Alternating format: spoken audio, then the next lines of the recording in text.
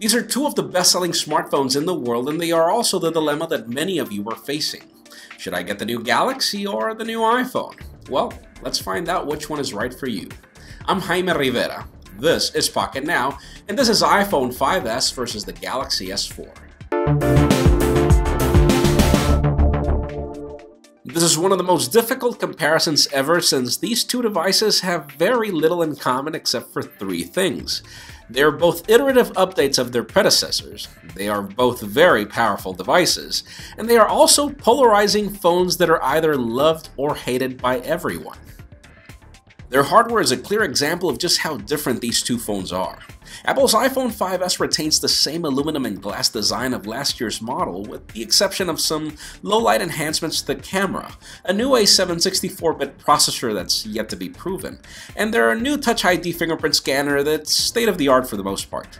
By contrast, Samsung's Galaxy S4 retains the same plastic design of last year's model with some minor refinements on the curves, a much better camera, significantly better, and the adoption of the Snapdragon 600 processor in our AT&T unit here. I won't bore you with comparing specifications or benchmarks side by side because that wouldn't be fair, especially with the iPhone and its 64-bit processor, but both devices perform great in daily and hardcore usage, and really that's what matters. I think the whole discussion of AMOLED versus IPS or RGB versus pen tile is over. Both devices have great displays with great color reproduction, great viewing angles, and awesome pixel density, though obviously the Galaxy S4 abides to a better 1080p standard. The question here is if you want big or not so big, and the other question you're left with is if you want plastic and hyperglaze or aluminum. Some people consider aluminum to be better build quality, but neither of these is scratch nor dent proof if you abuse them, so I like plastic as much as I like aluminum. It really depends on you.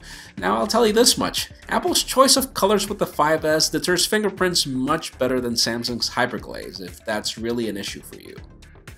The Galaxy S4 is more suited for those interested in a better multimedia experience with less compromises, since the display is a full inch bigger than the iPhone's. It has expandable storage up to 64GB and a replaceable battery, and yes, this phone is big by the standards of many. The iPhone, by contrast, is more suited for those wanting a simpler experience with great one-handed usage, since this device is very easy to handle and it is small by most people's standards. And there is nothing expandable here as well, so there is one less thing to worry about for most people. Keep all these things in mind when choosing between these devices when it comes to hardware. Now, both of these devices were actually designed to disappear in your hand and are more focused on giving you a more comfortable software experience. Sadly, that is also a significantly different thing in both these devices. On the Galaxy S4, we have Android 4.2.2 covered by Samsung's proprietary version of TouchWiz, which is either loved or hated by many. I personally don't like TouchWiz because it seems more toy-like in my opinion, but I will hand it to Samsung for providing us a very reliable experience. There are minor stutters here and there, but you'll hardly ever be bothered by them.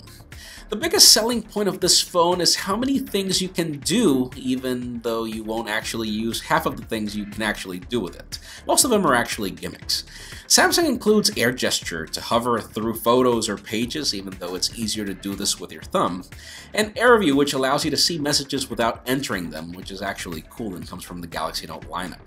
Aside from that, you get smart features like Smart Scroll and Smart Stay, which some are good, some are not usable at all. I personally turned them off. The only feature I do praise very highly is Samsung's multi-window support. Buying a big display is pointless if things are just bigger. You actually want to do more with that display, and Samsung actually allows you to multitask between different applications in a very smart way here. Apple's iOS 7 is a complete departure to TouchWiz. What Samsung gives you in abundance, Apple gives you in refinement. This new version of the OS is more grown up, more aesthetically pleasing, and even more feature-packed than its predecessor, yet simple. It wasn't designed for you to show off hovering gestures to anyone, but instead to focus on doing what it can do quite well. Logical enhancements like Control Center or the Photo Gallery are much needed and actually quite cool, but there isn't really anything that the iPhone can do that the Galaxy can't do. The difference is that, for example, the keyboard on iOS is extremely reliable when it comes to text prediction, and the Galaxy keyboard is just terrible. I had to install SwiftKey out of the box, but other than that, again, iOS is not about cramming features, but more about giving you the features that matter and making them work quite well. When it comes to software, it's really hard to recommend one more than the other. Both platforms have the healthiest ecosystems you can buy. And yeah, I won't bore you comparing Siri with S-Voice because it's just a waste of time, more on the side of S-Voice. Still, you get Google now on both these phones, so there's really nothing to worry about in that end. In the end, if you want more and not necessarily better, Samsung is your best pick, and if you want more refined and not necessarily limited, then iOS is your best pick. The only worry I have with Samsung is that they've become really slow when it comes to updating their Android software, and then in the case of the iPhone, that's really never going to be a problem. Now, what's it like to actually use these phones on a daily basis? In a word, it's actually great. Both devices are awesome performers in daily tasks and awesome performers in hardcore tasks.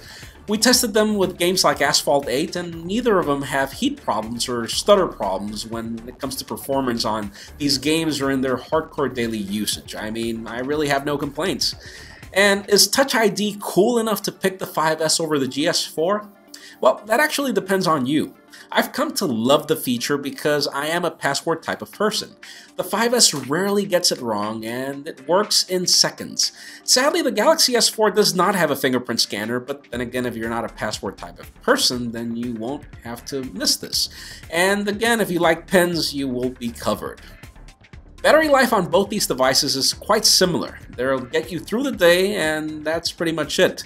The only great thing about the Galaxy S4 is you get a replaceable power pack as long as you buy one. Now, their cameras are a topic of unfair comparison. I say unfair because obviously the 5S is 6 months newer than the Galaxy S4. In daylight, these are two of my favorite camera phones. Great color reproduction, great level of detail, and just amazing photos overall. Now, when it comes to low-light photography, the iPhone 5S just destroys the Galaxy S4. Even without optical image stabilization, the larger pixels do mean cleaner and usable photos with the 5S, whereas in the Galaxy S4, the photos in low light are just unusable. And when it comes to flash, well, not everybody likes flash photos. I personally don't like them, but both phones perform quite similar.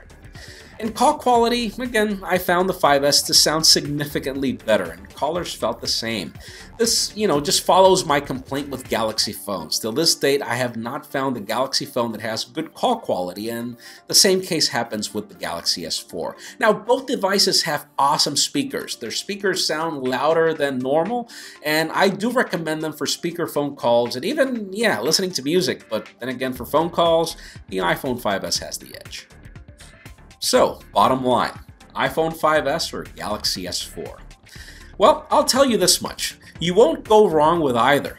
Both are great performers, though the iPhone 5S does push the bar with their camera technology and Touch ID. Still, the Galaxy S4 is no slouch when it comes to the added software features, and I'm sure most of you will like these things. If you're out there for a better multimedia experience, a bevy of software-added features, and little to no compromise when it comes to hardware, the Galaxy S4 is definitely your best pick. But if you're out there for a more refined and focused experience with a future-proof camera, enhanced security, and probably better build quality in the opinion of some, the iPhone 5S is definitely your pick as well.